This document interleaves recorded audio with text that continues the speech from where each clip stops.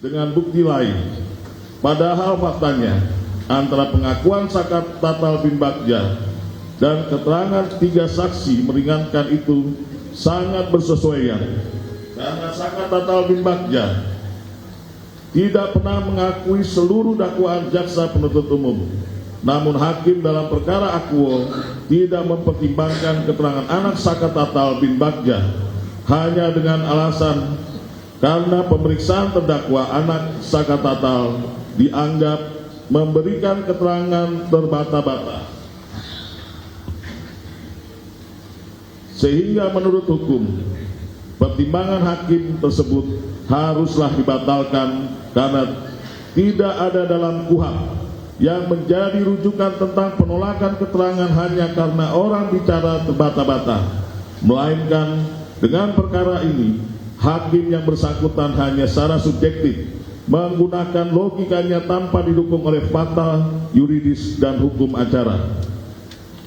23. Bahwa dalam perkara akuo judek juris tidak mempertimbangkan hubungan kausalitas atau sebab dan akibat antara niat dan perbuatan serta akibat yang timbul antara perbuatan terdakwa dengan hilangnya nyawa kedua korban.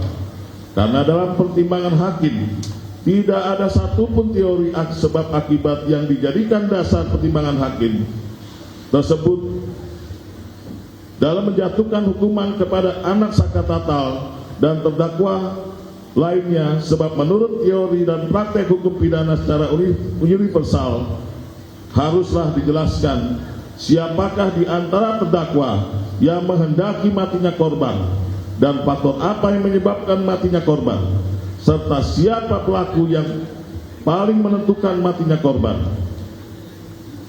Apakah benar dengan adanya pemukulan 1 kali pada bagian pipi korban lalu menyebabkan korban mati, dan apakah benar Sakat Tatal menghendaki korban meninggal seketika? Namun faktanya selain tuduhan pemukulan itu dibantah Sakat Tatal bin Bagja yang didukung oleh 3 saksi meringankan, dan juga tidak benar adanya setelah Sakat Tatal bin Bagja memukul 1 kali ternyata korban masih hidup, dan kemudian terdakwa lain membawa ke belakang showroom mobil Avanza dalam keadaan masih hidup, dan Sakat Tatal bin Bagja tidak ikut ke peristiwa di belakang showroom mobil karena Sakat Tatal bin Bagja sudah pulang ke rumahnya, sehingga berdasarkan menurut hukum jika putusan Mahkamah Agung Republik Indonesia tersebut dibatalkan dan anak Sakat Tatal bin Bagja dibebaskan dari segala hukuman.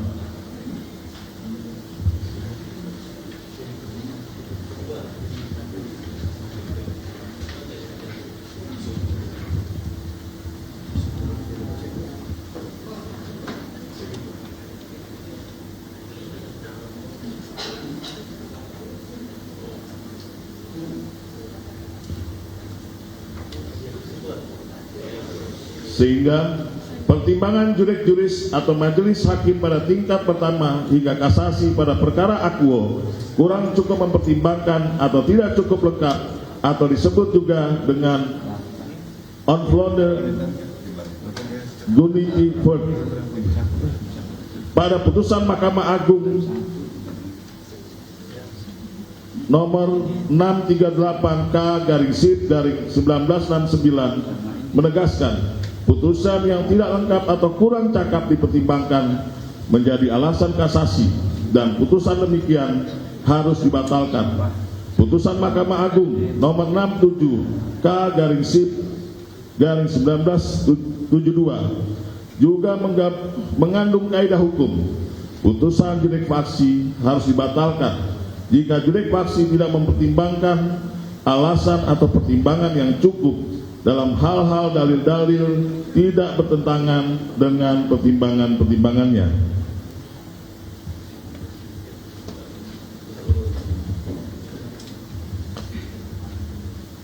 Mohon izin Yang Mulia, di sini kami akan menyampaikan sebelumnya emang ada beberapa poin. 1 poin, khususnya poin 19 tidak kita sampaikan, tidak kita sebutkan.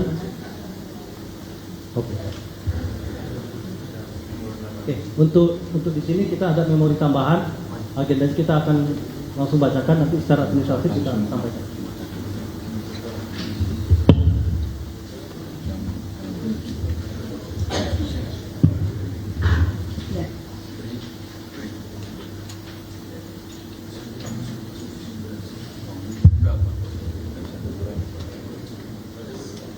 Mau ditambahannya?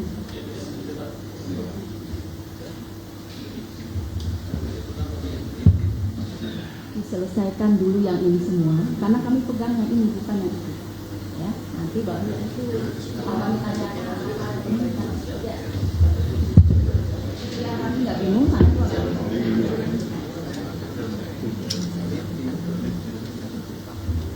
Kesimpulan. Adapun kesimpulan pada permohonan peninjauan kembali terdakwa Saka Tatal bin Bagja adalah sebagai berikut. 1. Bahwa dengan bukti baru tonofum tersebut yang belum pernah diajukan pada waktu persidangan, hilangnya nyawa korban Muhammad Rizky Rudiana dan Vina karena kecelakaan lalu lintas, bukan pembunuhan. 2. Bahwa jaksa penuntut umum dan hakim pada perkara akuo tidak sama sekali menggunakan ajaran kausalitas hukum pidana untuk menentukan pertanggungjawaban pidana.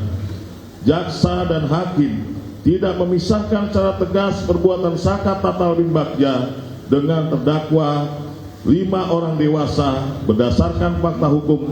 Saka Tatal bin Bagja tidak ikut terlibat pada pengeroyokan di tempat kejadian peristiwa di showroom mobil dekat SMP 11 di Jalan Perjuangan, Gang Situngga, Kelurahan Karya Mulia, Kecamatan Kesambi, Kota Cirebon, bertempat di sebuah tanah kosong. 3. Bahwa jaksa penuntut umum dan hakim pada perkara akuo tidak menerapkan diversi pada sistem peradilan pidana anak Saka Tatal bin Bagja sebagaimana yang diamanatkan pada Undang-Undang Nomor 11 Tahun 2012 tentang sistem peradilan pidana anak dan Peraturan Mahkamah Agung Republik Indonesia Nomor 4 Tahun 2014 tentang pedoman pelaksanaan diversi dalam melaksanakan sistem peradilan pidana anak, sehingga jaksa penuntut umum mengabaikan perintah undang-undang yang melanggar hukum acara pidana anak. 4. Bahwa jaksa penuntut umum dan hakim pada perkara akuo telah keliru dalam menerapkan hukum dan keliru yang nyata dalam memutus anak Saka Tatal dengan menghukum menggunakan pasal 340 KUHP.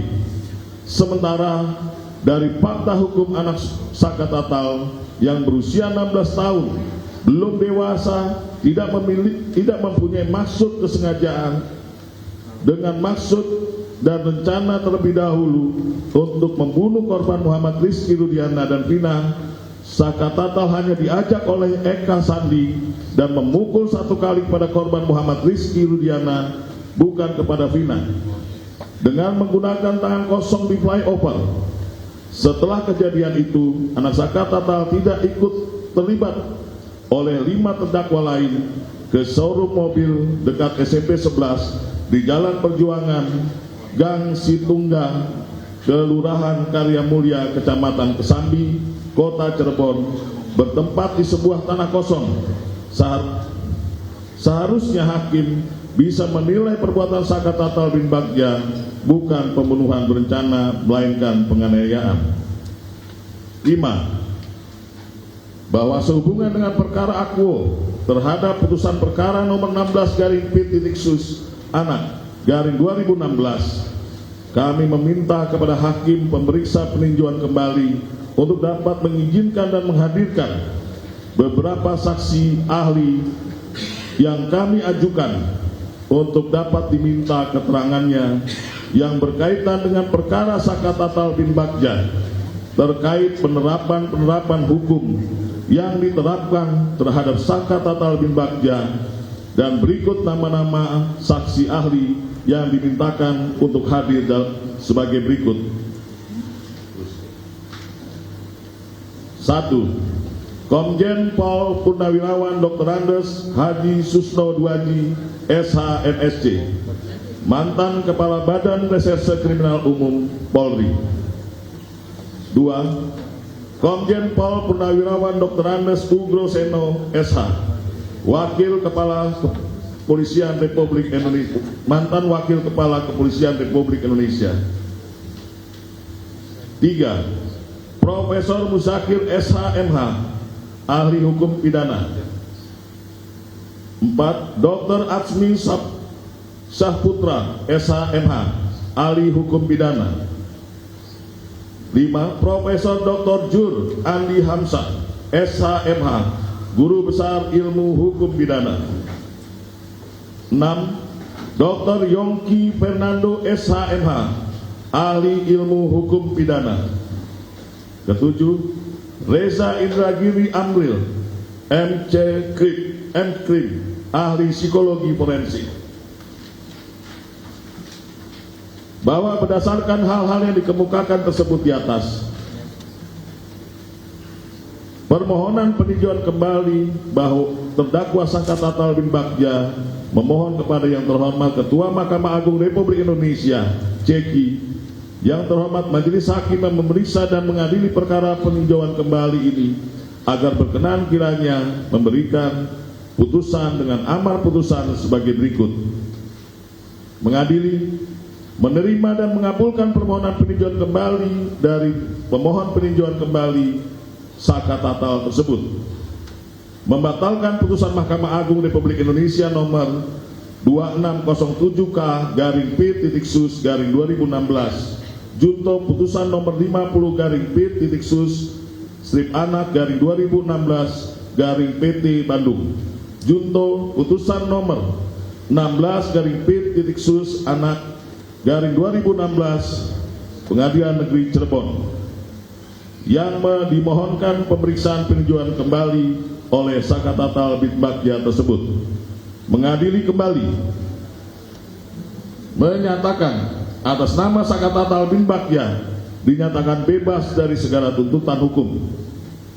2. Mengembalikan dan merehabilitir nama baik Saka Tatal secara memulihkan hak kedudukan, harkat dan martabat terdakwa.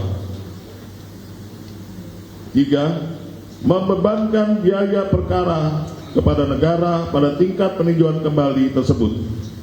Demikian permohonan peninjauan kembali ini dengan hati yang tulus serta komitmen yang tinggi terhadap hukum di negara Republik Indonesia, disertai harapan agar dipertimbangkan oleh Yang Mulia Majelis Hakim Agung Republik Indonesia yang memeriksa perkara ini. Sebelum dan sesudahnya diucapkan banyak terima kasih. Sekian.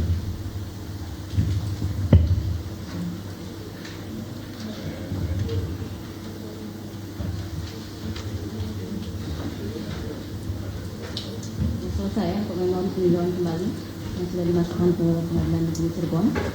Kemudian ada perubahan, tadi ada nomor 19 dihilangkan, ya. Yang lainnya masih ada? Ada tambahan. Silahkan tambahnya. Jadi diserahkan dulu itu. Ya kami baca juga.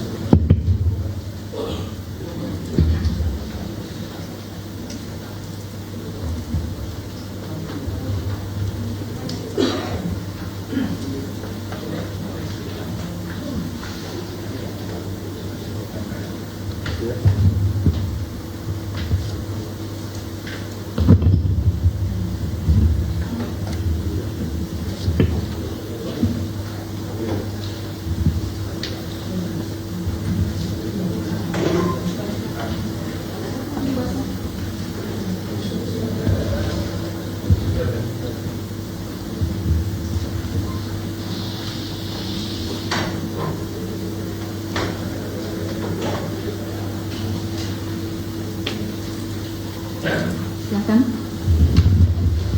Baik, Yang Mulia, ini ada kurang lebih 17 lembar. Tetap saya baca atau sudah? Tadi kesepakatan kita jam 1 kita istirahat, nanti jam 2 kita masuk sini. Berarti untuk ini kita stop dulu ini, nanti dilanjutkan di jam 2. Ya, Baik, Yang Mulia. itu ya. Itu kita lanjut lagi jam 2. Sidang diskors.